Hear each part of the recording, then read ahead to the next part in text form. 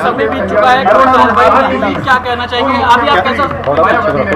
ये आज का हमला नहीं है, ये तो हमला वंचितों पे सदियों से होता है और ये कोई पहला वंचित वर्ग कोई व्यक्ति नहीं इसकी जान पे बनाई है। ऐसे बहुत सारे इंसिडेंट हुए, बहुत सारे लोगों की जान गई, लेकिन आज कानून का राज है। जब मेरे जैसे व्यक्ति के साथ ये हो रहा है तो आम वंचित वर्ग के व्यक्ति के साथ क्या होता है, उत्तर प्रदेश में क्या लॉ एंड ऑर्डर है, इसको हमें समझना चाहिए। और अब तक क्या कार्रवाई, ये 24 घंटे ज़्यादा आपके सामने है। मैं तो मौत और ज़िंदगी के बीच लड़ रहा था, लेकिन अपराधी अभी भी खुलेआम घूम रहे हैं। ये बिना सत्ता के संरक्षण के नहीं हो सकता है। क्या इंटेलिजेंस है पुलिस की, क्या उनके पास इंफॉर्मेशन है, सूत्र उनके बहुत बड़े बड़े हो जाते हैं। अब तक क्यों आरोपी गिरफ्तार नहीं हुए? गाड़ी भी बरामद इसलिए हुई क्योंकि गांव वालों ने बता दिया कि मीरकपुर में कोई गाड़ी खड़ी करके गया है। अब तक लोग नहीं मिले। ये वंचितों का बेटा है, अगर मर भी जाएगा तो क्या फ़र्क पड़ेगा, लोग भूल जाएंगे। ये किसी रानी का बेटा नहीं है, तो अगर उसको कुछ होगा, किसी कमिश्नर साहब से जुड़ा हुआ मामला नहीं है कि 4-5 घंटे में कुत्ता बरामद हो जाएगा। मैं ये मानता हूँ सरकार की घोर लापरवाही है और मुख्यमंत्री का बिल्कुल ना बोलना और बड़े बड़े दावे करना और इस घटना में ना बोलना स्पष्ट करता है कि मुख्यमंत्री सत्ता को संरक्षण दे रहे हैं, अपराधियों को संरक्षण दे रहे हैं और उनके संरक्षण में अपराधी पल रहे हैं।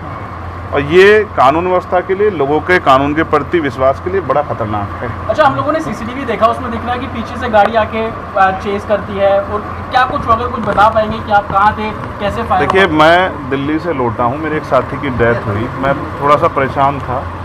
फिर उस डेथ की सूचना के बाद मुझे आना था देवबंद में, हमारे एक साथी की माता जी की डेथ हो गई थी, उनके रस्म पगड़ी का कार्यक्रम था। उनके घर से जैसे मैं निकला, सहारनपुर की तरफ मुश्किल से 50 मीटर चला होगा, एक गाड़ी आती है। मैं फ़ोन पे तरह मेरा ध्यान था, उसने वहाँ से गोली चलती है और वो गोली मेरे कान के पास से निकलती है। मैं अपने साथियों को कहता हूँ कि गोली चली है। पहले मुझे लगा, आवाज़ से लगा पटाखा है, लेकिन बाद में जब वो वाइब्रेशन हुई जाते हुए तो मुझे एहसास हुआ गोली, और वो गाड़ी में टकराई। फिर दूसरी गोली जब मुझे लगी, बुलेट जो चीरती हुई लोहे के हिस्से को गाड़ी के, और वो मुझे लगी, तब मुझे एहसास हुआ कि हम गिर गए। फिर तीसरी गोली चली जिसने मेरा आगे वाला शीशा पूरा डैमेज कर दिया। चौथी गोली पे मैं नीचे हो गया, जो गोली आपने देखा कि वो सीधी उसमें लगी। अगर मैं नीचे ना होता तो वो मेरी छाती के आर पार चली जाती। फिर वो गाड़ी 10 मीटर आगे जाकर रुक जाती है, वो 2 हवा में फायर करते हैं जैसा मैंने देखा, और फिर उन्होंने फिर हमारी गाड़ी फायर किया। वो फायर जो है गाड़ी के नंबर प्लेट पे लगी। मेरा यह मानना है, उनको ऐसा लगा होगा कि हमने जो काम करने आए थे वो कर दिया, अब ये मर गया शायद, जैसा पहले कई घटना में हो। फिर वो शायद सरेंडर करने के मूड में थे, लेकिन जैसे ही मनीष ने गाड़ी को मेरे कहे से यू टर्न लिया, उनको समझ आया कि ये जिंदा है, तब वो वहाँ से भागे। हमने पुलिस को बताया कि ये गाड़ी का नंबर है, फिर उन्होंने उसको इंक्वायरी किया। पुलिस के अच्छे अधिकारी यहाँ हैं, उम्मीद है वो अच्छा काम भी करेंगे। लेकिन ये स्पष्ट हुआ कि अपराधियों में कोई डर भय नहीं। कितने लोग थे?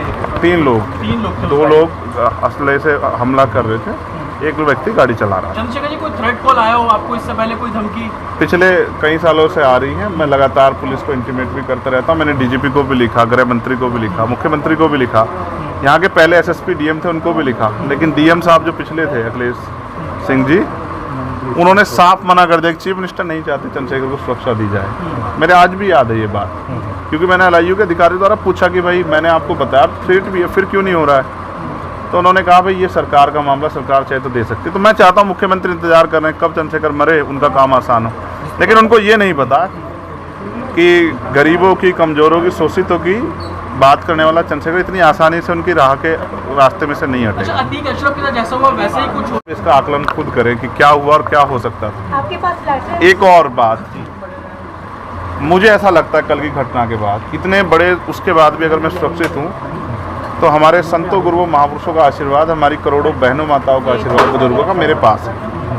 और मैं जो जिम्मेदारी मैं लेके मैदान में आया हूँ, बाबा साहब अम्बेडकर, माननीय काशीराम साहब, सदगुरु रविदास जी का जो बेगमपुरा राज का सपना है, मानवता के राज का सपना है, संविधान को लागू कराने का है, इन वर्गों को अधिकार देने का है। जब तक वो पूरा नहीं होगा मैं कहीं जाने वाला भी नहीं।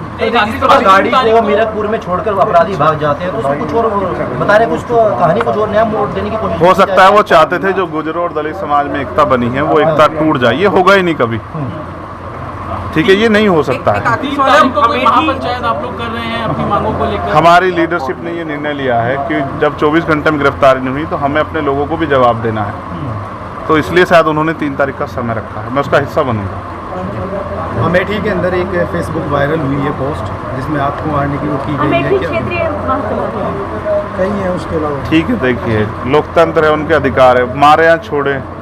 मैंने कहा ना, मैं पहला थोड़ा ही हूँ जो मारा जा रहा हूँ या जिसको मारने का प्रयास किया। मुझसे पहले बहुत मरे हैं, लेकिन उनको कोई जान नहीं रहा था।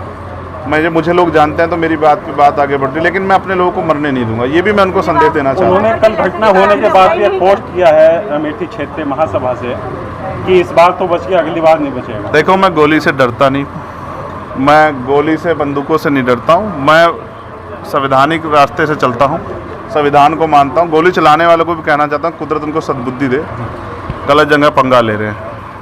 मैं झगड़ा नहीं चाहता, मैं अपने लोगों को भी कह रहा हूँ कल से शांति बनाओ को और संविधान के रास्ते चलो। वो हमें डिस्टर्ब करना चाहते हैं कि जो हम राजनीतिक ताकत हमारी बन रही हो कमज़ोर हो जाए, हम दूसरी दिशा चले जाएं।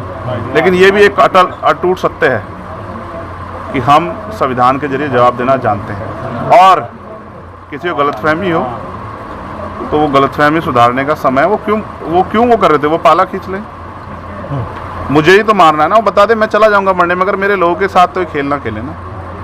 मैं तैयार हूँ, अगर मेरे मरने से हमारा आंदोलन आगे बढ़ता, हमारे लोग खड़े होते, मुझे कोई दिक्कत नहीं है। लेकिन उनको ये समझना चाहिए कि ये आज लोकतंत्र है। गोली की भाषा से एक चंद्रशेखर मरेगा तो क्या हो जाएगा? हजारों चंद्रशेखर पैदा हो जाएंगे। ये समाज, बहुजन समाज तो उपजाऊ समाज है। एक मरेगा, 1000 पैदा होंगे। कितने चंद्रशेखर मारोगे? और मारो गोलियों में। सत्ता का संरक्षण आपको है, मुख्यमंत्री आपका अपना है, खूब चंद्रशेखर को मारो। हर जिले से चंद्रशेखर पैदा होंगे। पहली घटना लेकिन बाबा साहब अम्बेडकर और माननीय काशीराम साहब को सपना पूरा करे बगैर संविधान को लागू करवाए हम लोग जाएंगे नहीं। चंद्रशेखर भाई, पहली घटना आपके साथ मुजफ्फरनगर में हुई, दूसरी अब देवबंद में हुई। क्या लगता है कि आसपास का क्षेत्र उससे पहले बुलंदशहर? अगर पहली घटना पे ठोस कार्रवाई हो जाती तो अपराधियों के हौसले कमजोर होते हैं। लेकिन मैंने कहा ना कि एक रानी का नहीं, प्राइमरी स्कूल के हेडमास्टर का बेटा है, एक गरीब माँ का बेटा है, तो मर जाए, क्या फ़र्क पड़ा? किसी को क्या फ़र्क पड़ता है? उनका रास्ते कांटा आसान से निकल रहा है, तो इसलिए उनको लगा कोई वो नहीं। लेकिन जनता समझ रही है। मेरे एक खून का जवाब मेरे लोग जो है ना मुझे संरक्षण दे के लेंगे, और सबक सिखाएंगे इस भारतीय जनता पार्टी की सरकार को, जिसके अब संरक्षण में गुंडे पल रहे हैं। एक आखिरी सवाल है, क्या ये पॉलिटिकल अटैक था आपको लगता है? पुलिस जांच कर रही है कि मेरे मरने से किसको फ़ायदा हो सकता है, कौन मुझे चाहता मैं मर जाऊं। पुलिस जांच कर रही है, मुझे उम्मीद है पुलिस फेयर जांच करके, कोई मैनिपुलेट करके नहीं, सही जवाब देगी कि उन्होंने ऐसा क्यों किया। चंद्रशेखर का जो कद बढ़ रहा है देश के अंदर, मुख्यमंत्रियों ने भी अब ट्वीट किया है, ओवैसी ट्वीट कर रहे हैं, कहीं और कर रहे हैं, तो इस चीज़ को क्या भी लगता है? कुछ भी गलत होगा तो लोग बोलेंगे। अगर कल मेरी जान ही चली जाती तो लोग फिर भी तो उनको पीड़ा होती। उनको अपना भी देखना है, कल उनके साथ भी हो सकती है।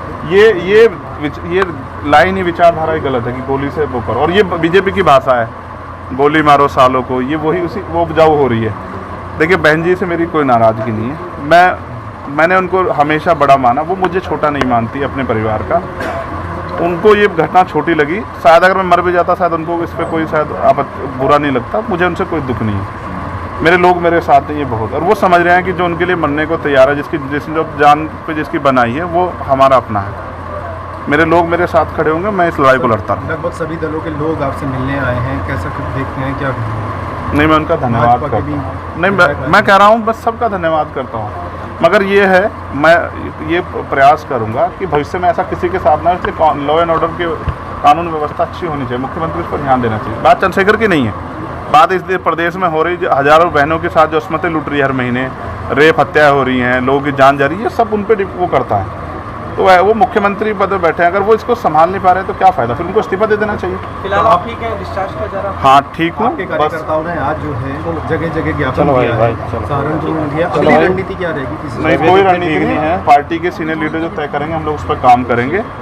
और दूसरा, मेरे पीठ में जहाँ गोली लगी है वहाँ ड्रेसिंग जारी है, पहले से आराम है। बस एक जलन और वो घाव है, जख्म, वो तो है ही। तो सांस लेने में दिक्कत थी, बीपी जो है फ्लक्चुएट हो रहा था, अप डाउन हो रहा था, वो अब ठीक है पहले से। इंडिया प्लस न्यूज, सिर्फ वही जो सही।